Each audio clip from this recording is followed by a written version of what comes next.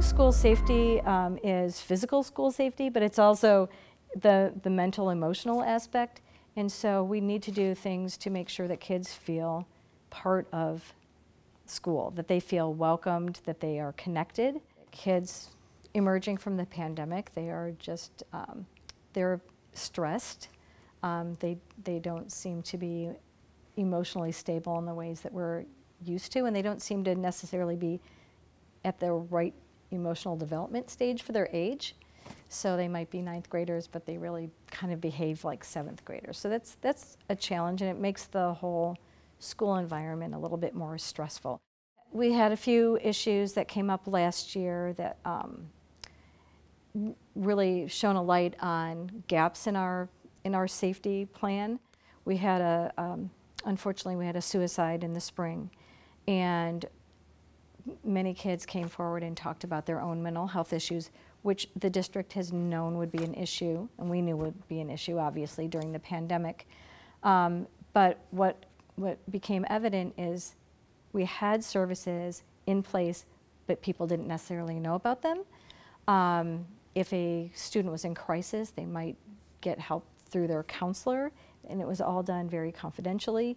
But teachers didn't necessarily know about them, community members didn't necessarily know about them.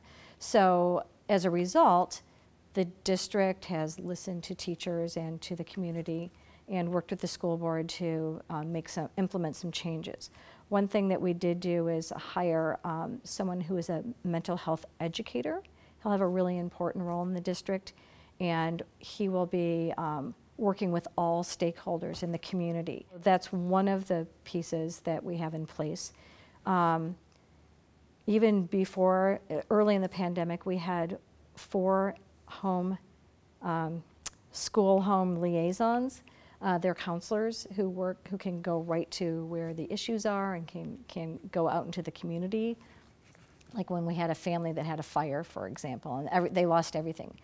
The homeschool liaisons were able to help get them support, help get them rehoused, help them to get the things that they needed. So we now have 6. So those are just some of the things we have in place for mental health. So I was on the safety task force for NYSET this summer. We all feel that if young people didn't have access to assault weapons, for example, that would be one way to maybe prevent some really horrific tragedies from happening in our schools and in our communities. I mean, the school is the heart of the community, and we want it to be a safe community for everybody.